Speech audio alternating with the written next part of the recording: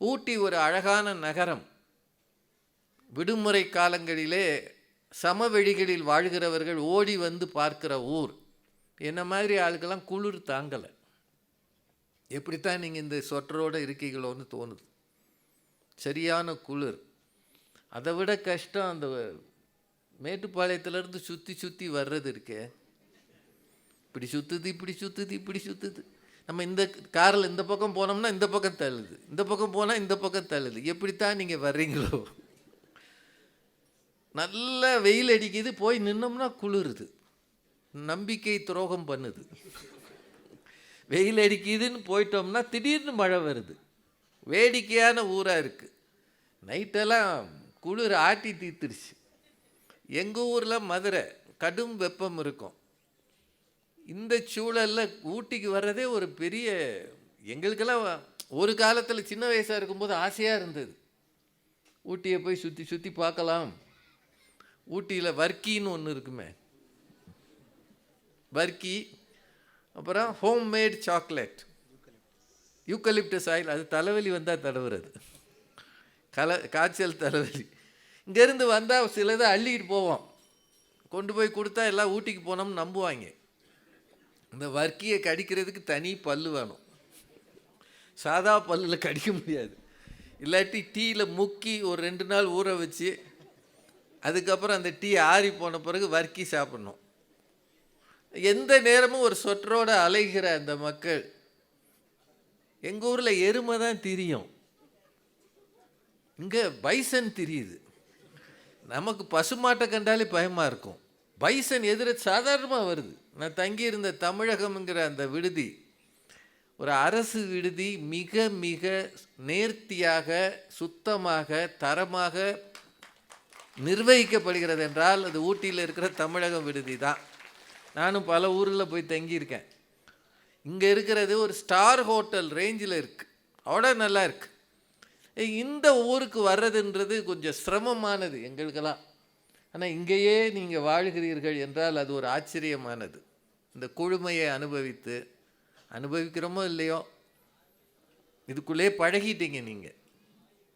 அதனால் உங்களை ஒவ்வொருவரையும் பார்க்கும்போது ஒரு பக்கம் சந்தோஷமாக இருக்கிறது, இன்னொரு பக்கம் கொஞ்சம் கஷ்டமாகவும் இருக்குது. ஏன்னா நான் நவம்பரில் தான் வந்திருக்கேன், அக்டோபரில். டிசம்பர் ஜனவரியிலலாம் எம்புட்டு குளிர்னு கற்பனை பண்ண முடியலை. இதில் வாழ பழகி இருக்கீங்க. உங்களையெல்லாம் வாழ்த்துகிறேன், வணங்குகிறேன். பிள்ளைகளின் ஒழுக்கத்துக்கும் உயர்வுக்கும் நாம் காட்ட வேண்டியது கண்டிப்பா கனிவா. நாங்கள் வளர்ந்த காலத்தில் எங்கள் பெற்றோர் வாயில் பேச மாட்டாங்க, கையில் தான் பேசுவாங்க. எங்கள் அப்பாலாம் ஒரு வாத்தியாராக இருந்தார். அவர் பள்ளிக்கூடத்தில் அடித்து பயல்களை நோகடிப்பார். ஒருவேளை அன்னைக்கு ஒருத்தனும் கிடைக்கலைன்னா வீட்டுக்கு வந்து எங்களை போட்டு அடிப்பார். அவருடைய சாயந்தர பொழுதுபோக்கே எங்களுக்கு 2 அறை விடுறது தான். நாங்கள் உட்காந்து அழுதுகிட்டு இருப்போம். அந்த காலத்தில் டிவியும் இல்லை, சீரியலும் இல்லை. இருந்தால் அது அழும், நாங்கள் தான் அழுவோம். அது எங்கள் வீட்டில் 4 பிள்ளைங்க. எப்படி ரவுண்டில் ஒருத்தனுக்கு அடி விழும். அடிக்க ஒருத்தன் அழும்போது மீதி 3 பேர் கேலி பண்ணுவாங்க. அழு, நல்லா அழுடா. அது பார்க்க பரிதாபமாக இருக்கும். அதில் அவர் என்ன செய்வார்னா, அடிச்சுட்டு நான் வெளியில் போயிட்டு வர்ற வரைக்கும் அழணும்னுவார். இவர் வர்ற வரைக்கும் நம்ம எப்படி அழுகிறது? கொஞ்ச நேரத்தில் அழுக நின்றோம். இல்லாட்டி அவர் வரும்போது செருப்பு சத்தம் கேட்டால் நாங்கள் அழுகிற மாதிரி பாவலாவது பண்ணுவோம். அவ்வளோ சிரமமாக இருக்கும். கண்டிப்பு அப்படின்றது அந்த தலைமுறையினுடைய இயல்பாக இருந்தது. அடியாத மாடு படியாதுன்னு ஒரு பழமொழி வேற சொல்லுவாங்க. அது மாதிரி சிரமமான காலத்தில் பிள்ளைகளை நாங்கள் வளர்ந்தோம். இந்த பிள்ளைகளை வளர்க்கும் போது நாம் காட்ட வேண்டியது கண்டிப்பா கனிவா.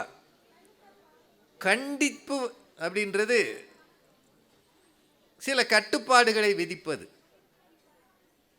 கண்ணால் அதட்டுவது, வார்த்தைகளால் மிரட்டுவது, எங்கள் காலத்தில் போட்டு உதப்பது. அது எங்கள் காலத்தில் ஆசிரியர்களுக்கு முழு சுதந்திரம் இருந்தது. எங்களுக்கு ஒரு கிராஃப்ட் மாஸ்டர் இருந்தார்.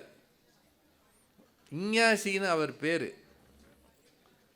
அவர் காதை பிடிச்சாருன்னா ரத்தம் வராமல் விட மாட்டார்.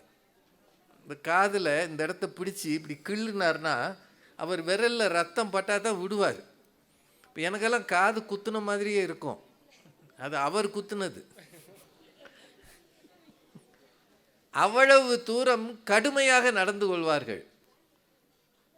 அந்த காலம் எல்லாம் இப்போ போயிடுச்சு. மாணவனை பார்த்து ஏதாவது சொன்னால் உடனே கோவிச்சுக்கிறான். நீ யார் என்னை திட்டுறதுக்குன்றான். ஒரு பேச்சாளருக்கு கிடைக்கிற மிகப்பெரிய மரியாதை எது தெரியுமா? மேடையில் போடுற இந்த ஷாலோ, இப்போ இங்கே கொடுக்குறாங்களே ஒரு நினைவு பரிசு, இது இல்லை. கூட்டத்தில் இருந்து நல்லா பேசுகிறேன்னு சொல்லி கைதட்டுகிற அங்கீகாரம் இருக்கு இல்லையா, அதுதான் ஒரு பேச்சாளர் கிடைக்கிற மிகப்பெரிய அங்கீகாரம். இந்த தலைப்பு பிள்ளைகளின் வாழ்க்கையோடு தொடர்புடையது. பெற்றோருக்கு பெரும் பிரச்சனை பிள்ளைகளா எப்படி வளர்க்கிறதுன்றதான். இப்போல்லாம் த ஆர்ட் ஆஃப் பேரண்டிங்னு வகுப்பு நடத்துகிறாங்க. பணம் கொடுத்து பெற்றோர் போய் கேட்குறாங்க, ஒரு செஷனுக்கு 1000 ரூபா. அங்கே வந்து எப்படி பிள்ளை வளர்க்குறதுன்னு சொல்லி கொடுக்குற ஆள் கல்யாணமே ஆகாத ஆள். உனக்கே கல்யாணம் ஆகலை, நீ எப்படா பிள்ளை வளர்க்குறத சொல்லி கொடுப்பேன்னா தெரியும்ன்றான் அவன். பிள்ளையை வளர்த்து அதில் இருக்கிற சிரமங்களை கண்ட பெற்றோருக்கு தான் எப்படி பிள்ளை வளர்க்குறது வளர்க்கக்கூடாதுன்னு தெரியும். ஆனால் நம்ம ஊரில் பேச தெரிஞ்சால் என்ன வேணாலும் பேசலாம். இப்போ தான் அவனுக்கு 30 வயசு ஆகிருக்கும். The art of parenting, I tell you அப்படின்னு ஆரம்பிச்சிடறான். 4 இங்கிலீஷ் வார்த்தையை விட்டான்னா உடனே எல்லாம் படிச்சிருப்பார், ரொம்ப படிச்சிருப்பாருன்னு நினைக்கிறாங்க. ஒவ்வொருவருக்கும் ஒரு உணர்வு உண்டு. இப்போ இந்த கூட்டத்தில் இருக்கிற பிள்ளைகளுக்கெல்லாம் ஒரு உணர்வு உண்டு. இந்த தலைப்பை பற்றி சொன்னோன்னே இவங்களுக்கு என்ன தெரியும் பிள்ளை வளர்ப்பை பற்றி, எங்களை பற்றி எங்களுக்கு தான் தெரியும் அப்படின்னு நீங்களே நினைக்கலாம். இதில் கண்டிக்கணும்னு சொல்கிறவங்க குறைவாக இருப்பாங்க, கனிவாக நடத்தணும்னு சொல்கிறவங்க எண்ணிக்கையில் ஜாஸ்தியாக இருப்பாங்க பிள்ளைகள் மத்தியில். உண்மை அதுதானே? கோமா பேசினா 2 நாளைக்கு சாப்பிட மாட்டேங்கிறான் இல்லையா பயிலுக்கு. ஐ ஹேட் யூன்றான். யார? அம்மாவை. ஐ ஹேட் யூ. டேய், இப்படி சொல்லலாம் நாங்கள் நினச்சி கூட பார்த்ததில்ல. சொல்லியிருந்தால் எங்கள் வீட்டில் நொறுக்கியிருப்பாங்க. இன்றைக்கி பிள்ளைங்க 3 வயசு பிள்ளை சொல்லுது ஐ ஹேட் யூ. ஒரு 5 நிமிஷம் கழித்து ஒரு சாக்லேட் கொடுத்தா ஐ லவ் யூ மாம். ஏய், ஹேட் பண்ணுறியா லவ் பண்ணுறியா? அது வேடிக்கையாக இருக்குது. அந்த அளவுக்கு இந்த தலைமுறை மாறி இருக்கிறது. இந்த ஜென்ஸின்றாங்கல்ல, 2000க்கு பிறகு பிறந்தவர்கள் வித்தியாசமாக இருக்கான். எதை கேட்டாலும் வைப் இல்லைன்றான். எனக்கு வைப்பே வரமாட்டேங்குதுன்றான். வைப் எங்கேருந்துடா வரும்? ஒன்று வைஃபை இல்லைன்றான், இல்லாட்டி வைப் இல்லைன்றான். இது 2 இல்லைன்னா அவனை பிடிக்கவே முடியலை.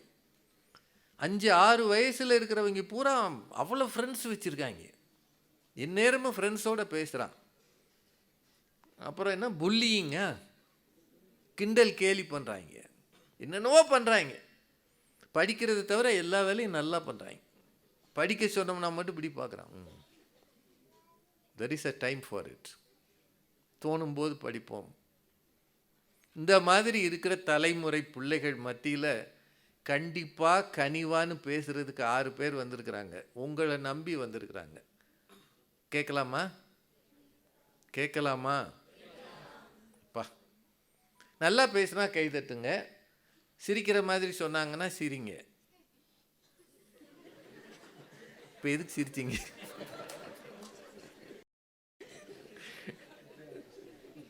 இப்போ 6 பேர் பேச போகிறாங்க. கண்டிப்பு அப்படின்னு சொல்கிறதுக்கு ஒரு 3 பேர். ஃப்ரீயாக விட்டோம்னா அவன் திருந்த மாட்டான் சார், முன்னேற மாட்டான், வளர மாட்டான், கெட்டு போயிடுவான் அப்படின்னு சொல்கிறதுக்கு திரு சின்னையா தாமரை செல்வன். நீங்களா? அவர் அமைப்பு சாரா கட்டுமான தொழிலாளர் சங்கத்தை சார்ந்தவர், மேடை பேச்சாளர். நான் இன்றைக்கி தான் இவங்களெல்லாம் பார்க்குறேன், எனக்கு இவங்களை முன்ன பின்ன தெரியாது. ஆனால் உங்கள் நிர்வாகம் இவர்களை எல்லாம் பேச்சாளர்களாக கொண்டு வந்திருக்கிறது. வழக்கமாக பட்டிமன்றத்தில் ஒரு குரூப் பேச்சாளர்கள் இருப்பாங்க, நீங்கள் பார்த்துருக்கிற முகங்கள். ஆனால் இங்கே எனக்கு தெரிய வேறு எந்த மாவட்டமும் செய்யாத ஒன்றை நீலகிரி மாவட்டம் செய்திருக்கிறது. நம்ம ஊர் ஆளுகளை பேச வைப்போமே, அவங்களுக்கு ஒரு மேடை தருவோமே, இதை பார்த்து இங்கு இருக்கிறவர்கள் ஒரு உற்சாகமும் உத்வேகமும் பெறலாமே என்கிற நோக்கத்தில் இந்த மாவட்ட நிர்வாகம் ஒரு 6 பேரை ரெடி பண்ணியிருக்காங்க. திரு சின்னையா அவர்கள் முதல் பேச்சாளர். அவரோடு சேர்ந்து கண்டிப்புத்தான், எங்கள் அப்பாலாம் என்னை கண்டித்ததால தான் நான் பேச்சாளர் ஆகியிருக்கேன். இல்லாட்டி என்ன செஞ்சுருப்பேன்? இதுவரைக்கும் முடி வச்சு இந்த சுற்றி ஒட்டை வெட்டி இதில் 4 கோடு போட்டு ஒரு பைக்கில் ஏறி ஒத்த சக்கரத்தில் ஓட்டிகிட்டு போவேன். ஏண்டா 2 சக்கரம் இருக்குன்னா, இல்லை 1 சக்கரம் எனக்கு போதும். அதுக்கு பேர் வீலிங்காமே. பின் சக்கரம் மட்டும் பறக்குது, விழுந்தான்னா பறந்துடுவான். அப்படி இல்லாமல் நான் ஒரு நல்ல பையனாக இருக்கிறேனே, அதுக்கு காரணம் கண்டிப்பு தான் சொல்கிறதுக்கு சுதீர். அந்த அணியில் நிறைவாக திருமதி கிருஷ்ணகுமாரி அரசன் அவர்கள், கவிஞர், சமூக சேவகி, கவிதை எழுதுகிறாங்க. கவிஞராக பேச வந்துடும்ல. 3 பேர், 3 பேருமே கண்டிப்பு அப்படின்னு பேச போகிறாங்க. இல்லைங்க, பிள்ளைகளுக்கு சொன்னால் புரியும். விரலை ஓங்கி கையை ஓங்கி சலார் பலார்னு அரைகிறத விட அருகில் அணைத்து, என்னையா நீ நல்ல பிள்ளை தானே, நீ ஏன்டா அப்படி பண்ண அப்படின்னு கனிவாக பேசினால் அவர்கள் திருந்துவார்கள் அப்படின்னு சொல்கிறதுக்கு திரு நஞ்சன் துரைராஜ் அவர்கள், தமிழாசிரியராக இருக்கிறார். அவரோடு இணைந்து பேசுவதற்கு சி சுப்ரியா அவர்கள் படிச்சுக்கிட்டு இருக்காங்க வரலாற்று பாடம். அது தவிர மேடையிலே பேசுகிறாங்களாம். நிறைவாக தமிழாசிரியர் கேவி பீனா அவர்கள், அவங்களும் பேச்சாளர். 6 பேர் தயாராகிட்டாங்க. சீக்கிரம் பேசி முடிச்சிருவோம். நீங்கள் மட்டும் உற்சாகமாக கை தட்டணும். பிள்ளைகளின் ஒழுக்கத்திற்கும் உயர்வுக்கும் நாம் காட்ட வேண்டியது கண்டிப்பா கனிவா என்கிற இந்த பட்டிமன்றம் தொடங்குகிறது. கண்டிப்பே என்று பேச வருகிறார். 7 நிமிஷம் பேசுவாங்க எல்லாரும், அதுக்கு மேலே பேச மாட்டாங்க. நான் அதுக்கு இந்த மணி வச்சிருக்கிறேன், அதை அடித்தா நிறுத்திடுவாங்கன்ற நம்பிக்கையில் அடிப்பேன், நிறுத்திடுவாங்க. கண்டிப்பே என்று பேச வருகிறார் திரு சின்னையா தாமரை செல்வன் அவர்கள். அவரை உங்கள் சார்பிலே அழைத்து அமைகிறேன். நன்றி, வணக்கம். அதோடு இன்னைக்கு பார்த்தீங்கன்னா நடுவர் அவர்களே நல்ல ஒரு தலைப்பை கொடுத்திருக்கிறார்கள். இன்றைக்கு பிள்ளைகளை கண்டித்து வளர்க்கணுமா கனிவாக பேசி வளர்க்கணுமான்னு. சரி, நடுவர் அவர்களே ஒரே ஒரு விஷயங்க, இன்றைக்கி நடுவரை கண்டித்து அவங்க அப்பா வளர்த்ததுனால தான் இன்றைக்கு நடுவர் இன்றைக்கி உலகம் முழுவதும் தெரிகிறார். விட்டுருந்தா என்ன இருக்கும், சும்மா விட்டுருந்தா அங்கே மதுரையில் எங்கேயோ இருந்திருப்பார். இப்போ நாங்கள் இருக்கணும்ன்றீங்க? இல்லை நடுவர் அவர்களை, நீங்கள் இன்னைக்கு உலகம் முழுவதும் தெரியுறது அந்த கண்டிப்பு தான் காரணமாக இருந்திருக்கு. சரி, இதெல்லாம் உங்கள் அணிக்கான பாயிண்ட்டு.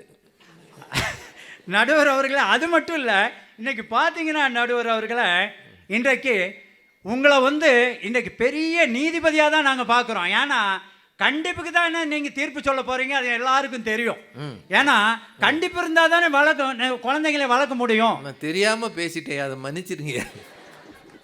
நடுவர் அவர்களை ஒரே ஒரு விஷயம், நம்ம கிராமப்பகுதியில் சொல்லுவாங்க, ஒடிச்சு வளர்க்காத முருங்கையும் அடிச்சு வளர்க்காத புள்ளையும் இந்த வீட்டுக்கும் ஆகாது, இந்த நாட்டுக்கும் ஆகாது. நடுவர் அவர்களை குழந்தைன்னா கண்டிச்சு வளர்க்கணும், முருங்கைன்னா ஒடிச்சு விடணும், அப்போதான் அது படரும்.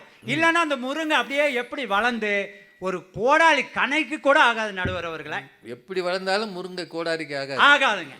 அது ஒடிச்சாலும் சரி ஒடிக்காலும் சரி, அது கொஞ்சம் பறிக்கிறதுக்காவது ஆகுமேன்னு தான் நடுவர் அவர்களை ஒடிச்சு காய் வரும், அவ்வளோதான் நடுவர் அவர்களை. அது மாதிரி அது மட்டும் இல்லை நடுவர் அவர்களை, இன்னைக்கு பார்த்தீங்கன்னா இன்றைக்கு நம் பிள்ளைகள்கிட்ட நாம் என்னன்னா சொல்லணும் நடுவர்களை, யார்கிட்ட பேசணும் யார்கிட்ட பழகக்கூடாது. நடுவர் அவர்களை நீங்கள் நம்ம சூப்பர் ஸ்டாரோ ஒரு படம் நடிச்சிருப்பீங்க. அந்த படத்தில் அழகாக சொல்லியிருப்பீங்க, சூப்பர் ஸ்டார்ட்டா வாங்க பழகலான்னு. இன்னைக்கு பழகிறதுக்கே பயமாக இருக்கு நடுவர் அவர்களை. யாரோட? இன்றைக்கு நடுவர் அவர்களை, உங்களோட இல்லை நடுவர் அவர்களை, இன்றைக்கு பசங்க யாரு கூட பையன் சேரணும் அப்படின்னு சொல்ல வேண்டியதா இருக்கு. எனக்கு தெரியாது, தெரியும் நடுவர் அவர்களை. நாம சொன்னாலும் அவர் நடுவர் அவர்களே ஏத்துக்கிறது இல்லை அந்த பையன். நம்ம சொல்றதை விட்டு தான் வேற எது செய்வோம். ஆமா, எதை செய்யாதன்னு சொல்றோமோ அதை செய்யறான். ஆனா நம்ம அதை மீறி வளர்த்தாத்தா இன்றைக்கு அவன் இந்த நாட்டுல இந்த சமுதாயத்துல ஒரு மனிதனா வரணும்னா கண்டிப்பா இருக்கணும் நடுவர் அவர்களை. சரி, அது மட்டும் இல்லை, இன்னைக்கு பார்த்தீங்கன்னா இன்னைக்கு பசங்களை பார்த்தீங்கன்னா இன்றைக்கு ஜிம்முக்கு போகிறான், சந்தோஷப்படும். போன வாரம் நடுவர் அவர்களை போத்தேரியில் ஒரு ஜிம் இதில் நிகழ்ச்சி நடக்குது. அதில் பார்த்தீங்கன்னா அத்தனை பேர் ஆணாளக மாதிரி வந்து ஜட்டியோடு நிற்கிறான். அவன் பூரா கஞ்சா கிடையாது, அபின் கிடையாது, ஒரு புயலை போடுறதில்ல, ஒரு பீடி குடிக்கிறதில்ல, ஒரு போதை பழக்கத்துக்கு அடிமை இல்லாதவன் நடுவர் அவர்களை. நல்லா இருக்கான், நல்லா இருக்கான். ஆனா இன்னைக்கு பார்த்தா இன்றைக்கு ஒவ்வொரு பள்ளிகளிலையும் இன்றைக்கு காலேஜுக்கும் அனுப்புறதுக்கே பயமா இருக்கு நடுவர் அவர்களை. இன்றைக்கு போதைக்கும் மதுக்கும் இன்றைக்கு இருக்க புகைப்படி பழக்கத்துக்கும் தான் அடிமையாகிறான். இன்றைக்கு இதை தான் இன்றைக்கு தமிழக அரசும் காவல்துறையும் கண்ணில் எண்ணெயை ஊத்திட்டு இதை காப்பாற்றணும்னு முயற்சி செய்யறாங்க நடுவர் அவர்களை. ஆனா நாம என்னன்னா பையனை கண்டிக்காம விட்டுட்டு கனிவா பேசி, தம்பி நீ ஒண்ணுமே பரவாயில்ல, நீ குடிக்காட்டி பரவாயில்லன்னு சொன்னா அவன் குடிப்பான் நடுவர்களே. அப்படியா? ஆமா நடுவர்களே. நம்ம பையன் இன்னைக்கு வண்டி கேட்கிறான். வண்டி என்னடா வண்டி வேணும் அப்படின்னா சாதா வண்டிகள்லாம் கேட்கறது இல்லை. இன்றைக்கு ஒரு வண்டி 2.5 லட்சம் 3 லட்சம். ஆனா பையன் வாங்கி கொடுக்கலாம், காலேஜுக்கு போக மாட்டேங்கிறான் நடுவர் அவர்களே. ஆனா கண்டிச்சு சொல்றோம், தம்பி உனக்கு நான் வண்டி வாங்கி தரேன், எப்ப காலேஜ் முடிச்சிட்டு வா, நீயே சம்பாதி, நீயே வேலைக்கு போ, நீ அன்னைக்கு BMW காரு கூட வாங்கிக்க, ஏத்திட்டு போ. ஏத்திட்டு அவன் அதுக்கு தானே வாங்க சொல்றது. ஆமா நடுவர், நாம கொஞ்சம் சோகமா போயிடலாம்ல. புள்ள பெத்ததுக்கு வேற என்ன கிடைச்சது? BMW தான். அது மாதிரி நடுவர்களை இன்னைக்கு பார்த்தீங்கன்னா பழைய பாட்டு இருக்கு, எந்த குழந்தையும் நல்ல குழந்தை தான் மண்ணில் பிறப்பதில்லை, அவர் தீயவராவதும் அன்னை வளர்ப்பதில்லைனா. இன்னைக்கு கிடையாது. அப்பா இருக்காரு நடுவர்களை, அப்பாவை பாட்டுல அப்பா கிடையாது, அப்பா இல்லைங்க. இன்றைக்கு நடுவர்களை இன்றைக்கு அம்மாவை பிடிக்குமான்னு கேட்டா அம்மாவை தான் பசங்களுக்கு பிடிக்குது, அப்பாவை பிடிக்க மாட்டேங்குது. ஏன்னா அப்பா ரொம்ப கண்டிப்பா இருக்கிறாரு. அதனாலதான் நீங்க கண்டிப்புன்னு பேச வந்து. ஆமாங்க நடுவர் அவர்களை, அதான் கண்டிப்புன்னு சொல்லிட்டு வந்திருக்கோம். ரெண்டாவது நடுவர் அவர்களை இன்னைக்கு பார்த்தீங்கன்னா இன்றைக்கு ஒழுக்கம் இருக்கா அப்படின்னா மாணவன்கிட்ட அன்றைக்கெல்லாம் பார்த்தா நடுவர் அவர்களை பசங்கன்னு ஒரு படம் பார்த்தேன் சமீபத்தில். அந்த படத்துல என்னன்னா 2 மாணவர்கள் பேசிக்குவாங்க, டேய் வாத்தியார் வர்றாராமாடா நாளைக்கு, நம்ம அவரை முதல்ல கண்டிச்சு வச்சிடணும்டா. வாத்தியாரை கண்டிக்கிறாங்கிறான் மாணவன் நடுவர் அவர்களை அந்த பசங்க படத்துல. முன்னையெல்லாம் நாம என்ன சொல்லுவோம்னா பசங்க இன்றைக்கு வாத்தியாரை தான் கண்டிக்கணுங்கிறான். இன்றைக்கு குழந்தைகளை இன்றைக்கு மிகவும் பார்த்தீங்கன்னா நடுவர் அவர்களை கண்டிப்பு இருந்தாதான் இன்றைக்கு இந்த சமுதாயத்திலேயே அவன் வந்து மதிப்பும் மரியாதையும் வாழ முடியும், அவர் நல்ல ஒழுக்கத்தோடு வாழ முடியும் நடுவர்களே. கடைசியாக ஒரே ஒரு விஷயத்தை சொல்லி நிறைவு செய்கிறேன். இன்னைக்கு பார்த்தீங்கன்னா நடுவர் அவர்களே, ஒரு அதிபர் வர்றாரு, அங்கே வந்து சலூன் கடைக்குள்ள உள்ளே போகிறாரு, வரிசை எல்லாம் ஒழுக்கமாக நிற்கிறாங்க, இவர் மட்டும் பின்னாடி நிற்கிறாரு. அப்போ அந்த சலூன் கடைக்காரருக்கு சொல்கிறாரு, நீங்கள் பெரிய பொறுப்பில் இருக்கீங்க, வாங்க முதன்னு உங்களுக்கு முடிய வெட்டி விட்றாங்கிறாரு. அவர் முடியாதுன்னு சொல்கிறாரு. அப்போ என்ன செய்கிறார், பக்கத்தில் இருக்க ஒருத்தர் சொல்கிறாரு, பரவாயில்லைங்கய்யா நீங்கள் போய் முடி வெட்டிட்டு உங்களுக்கு நிறைய அலுவலர்கள் இருக்கிறது, பதவி உயர்வு இருக்கிறது, அந்த பதவி நல்லா கெட்டு போயிடும் வேலைகள்லாம், போய் முடிய வெட்டிக்க முடியாதுன்றாரு. வரிசையில் நிற்கிறாரு. கடைசியாக பார்த்தா அவருடைய அந்த முறை வரும்போது அவர் போய் முடிவெட்டுறாரு ஒழுக்கமாக நின்று. அவர்தான் இன்றைக்கு இருக்கிற சோவியத்தினுடைய தலைவராக இறந்த மறைந்த லெனின் அவர்கள் நடுவர் அவர்களே. அந்த ஒழுக்கம் இருந்தால்தான் நாம் உயர முடியும் என்று கூறி கண்டிப்பே என்று கூறி நிறைவு செய்கிறேன். நன்றி, வணக்கம். சின்னையா தாமரை செல்வன் அவர்கள் ரொம்ப கவலையில் இருக்கிறார். அப்பாவை பயலுக மதிக்கிறதில்ல. அம்மா தான் சொல்கிறத கேட்குறான். அதுக்கு ஒரு பாட்டு வேற எடுத்துகிட்டு வந்தார். எந்த குழந்தையும் நல்ல குழந்தை தான் மண்ணில் பிறக்கையிலே நல்லவராவதும் தீயவராவதும் அன்னை வளர்ப்பினிலே. அப்பாவுக்கு இடமே இல்லை அங்கே. அந்த கவலையில் போதைப் பொருள் பழக்கத்துக்கு போகிறான், பிரச்சனைக்கு உள்ளாகிறான். கண்டிச்சாதான் முருங்கையை ஒடிக்கணும், பிள்ளைய அடிக்கணும். அப்புறம் எப்படி அவன் நம்ம சொல்கிறத கேட்பான்? ரொம்ப கவலையோடு பேசியிருக்கிறார். ஆனால் அவர் சொன்னது சில செய்திகள் நல்ல செய்தி.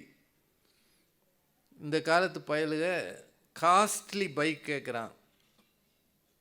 அப்பா சம்பளம் 20,000, இவன் நினைக்கிற பைக்கு 2 லட்சம்.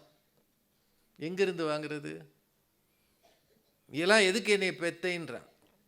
பைக் வாங்கி கொடுக்குறதுக்கா பெத்தார்? சொல்ல முடியலை.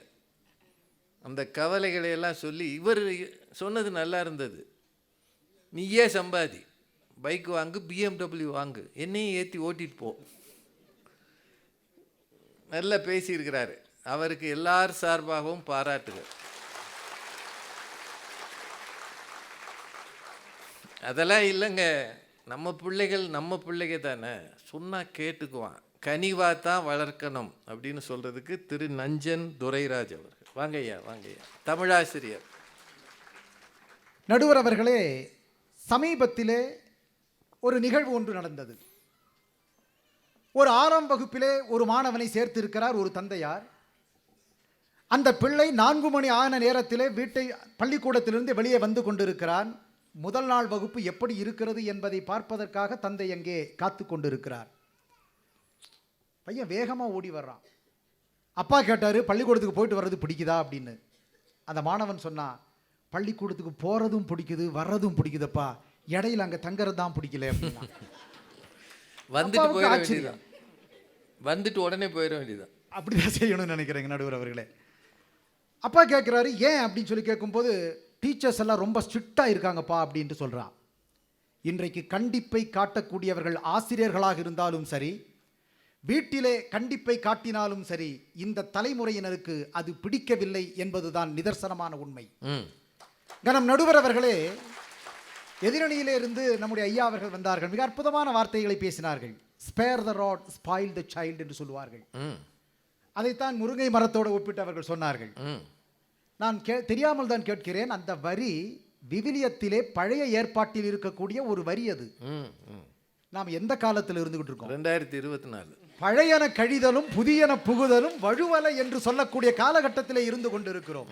இன்றைக்கும் நாம் கண்டிப்பு என்று சொன்னால் நாம் பல தலைமுறைகளை இழக்கக்கூடிய சூழ்நிலை உருவாகிவிடும் என்பதை நாம் மனதிலே வைத்துக் கொள்ள வேண்டும். கனம் நடுவர் அவர்களே, அப்படியே விட்டுறணும்.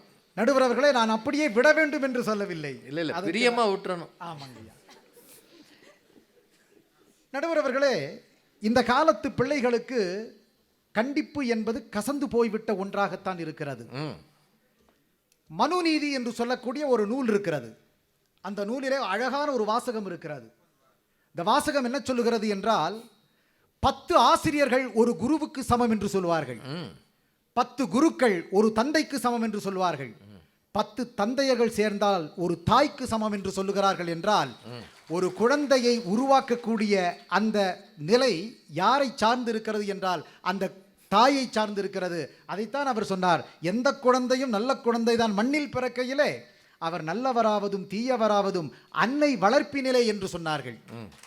இப்படி உருவாகக்கூடிய அந்த பிள்ளைகளை பற்றி ஒரு முக்கியமான தகவலை நான் சொல்லியாக வேண்டும்.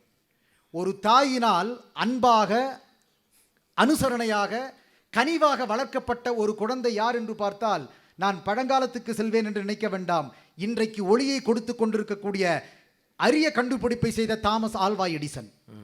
தாமஸ் ஆல்வா எடிசன் பள்ளிக்கூடத்தில் இருக்கிற பொழுது அனைத்து ஆசிரியர் பெருமக்களாலும் நிராகரிக்கப்பட்ட ஒரு குழந்தை அவன்.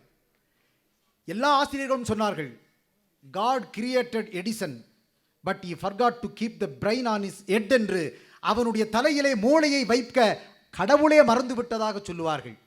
அப்படி நிராகரிக்கப்பட்ட அந்த பிள்ளைக்கு தன்னுடைய தாய் சொன்னார், உன்னுடைய திறமைக்கேற்ற உன்னை வளர்ப்பதற்கு அல்லது ஆளாக்குவதற்கு உன்னுடைய ஆசிரியர்களுக்கு தெரியவில்லை மகனே, நான் உனக்கு பாடத்தை கற்றுக் கொடுக்கிறேன், நீ வா என்று அழைத்து கொண்டு வந்து அந்த எடிசனுக்கு மிகப்பெரிய உற்சாகத்தையும் கனிவையும் காட்டி ஆளாக்கியதனுடைய விளைவு இன்று உலகம் போற்றக்கூடிய ஒரு பெரிய விஞ்ஞானியாக வந்திருக்கிறார் என்றால் தாயினுடைய கனிவு எந்த அளவுக்கு ஒரு பிள்ளையை உருவாக்கும் என்பதை சிந்தித்து பார்க்க வேண்டும்.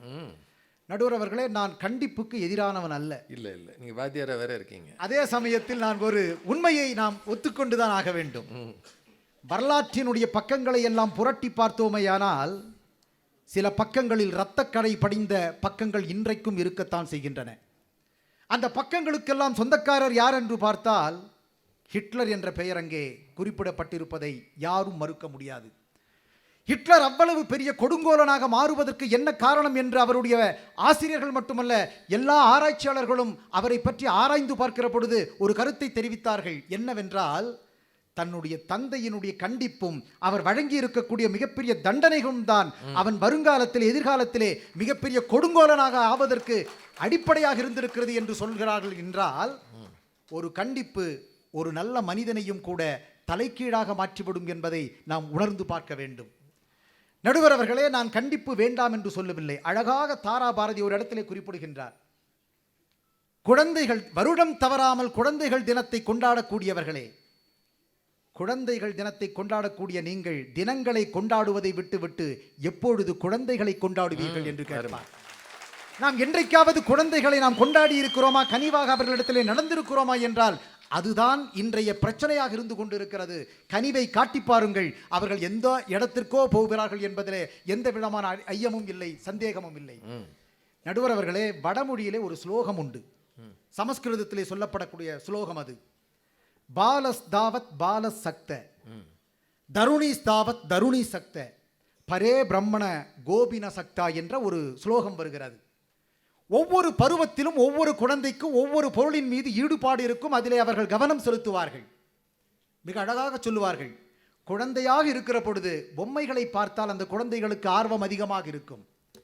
வயோதிக இளைஞராக வாலிய பருவத்தில் இருக்கிற பொழுது அந்த பிள்ளைகளுக்கு விளையாட்டில் ஈடுபாடு அதிகமாக இருக்கும். ஆனால் அந்த விளையாட்டுத்தனமாக இருக்கக்கூடிய குழந்தைகளையும் கூட நாம் கட்டி அரவணைத்து அன்பை காட்டி அவர்களிடத்தில் கனிவாக நடப்போமையானால் அந்த விளையாட்டுத் துறையிலும் அவர்கள் சாதனை படைப்பார்கள் என்று சொன்னார்கள். என்றால் அந்த கனிவு இன்றைக்கு இல்லாமல் இருப்பதனால்தான் நாட்டிலே பல கொடுமைகள் நிகழ்ந்து கொண்டிருக்கின்றன என்பது எங்களுடைய வாதம். கணம் நடுவர் அவர்களே, நான் என்னுடைய பள்ளியிலே என்னுடைய வகுப்பில் நடந்த ஒரு சிறு சம்பவத்தை நான் இந்த நேரத்திலே பதிவு செய்ய ஆசைப்படுகின்றேன்.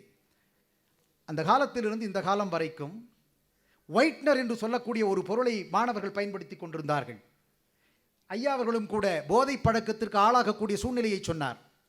நான் அந்த மாணவன் அந்த வகுப்பறையில் வந்து அமர்ந்த உடனேயே பார்த்தேன், அவனுடைய கைக்குட்டையிலே இருக்கக்கூடிய ஒன்றை முகர்ந்து முகர்ந்து பார்த்து அடுத்து 10வது நிமிடத்திலே ஒரு மயக்க நிலைக்கு கிரகிர்த்து போனான். அவன் என்ன என்று எனக்கு தெரியவில்லை.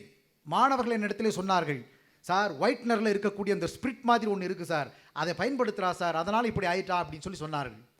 நான் என்னுடைய தலைமை ஆசிரியரிடத்திலே கொண்டு போய் சொன்னேன். தலைமை ஆசிரியரும் நானும் கடுமையாக அந்த மாணவனை கண்டித்தோம். 3 மாதங்கள் பள்ளிக்கூடத்தின் பக்கமே அந்த பையன் வரவில்லை. எங்களுடைய கண்டிப்பு அவனை பள்ளிக்கூடத்திலிருந்து வெளியேறும்படியாக செய்துவிட்டது. ஆனால் ஒரு தன்னார்வ தொண்டு நிறுவனத்தைச் சேர்ந்த ஒருவரிடத்திலே இந்த விஷயத்தை நாங்கள் பகிர்ந்தோம். அவர் அவருடைய இல்லத்திற்கு சென்றார். அந்த பிள்ளையினிடத்திலே 3 மாதங்கள் தொடர்ந்து கனிவாக பேசினார். அந்த குழந்தை அந்த சூழ்நிலையிலிருந்து விடுபட்டு வந்தது. இன்றைக்கு டாஜ் நிறுவனத்திலே ஒரு மேலாளராக பணியாற்றி கொண்டிருக்கிறார். என்றால் கனிவுதான் ஒரு பிள்ளையை உருவாக்கும் என்று சொல்லி நல்லதோர் வாய்ப்புக்கு நன்றி பாராட்டி விடைபெறுகிறேன். நன்றி, வணக்கம். அருமை.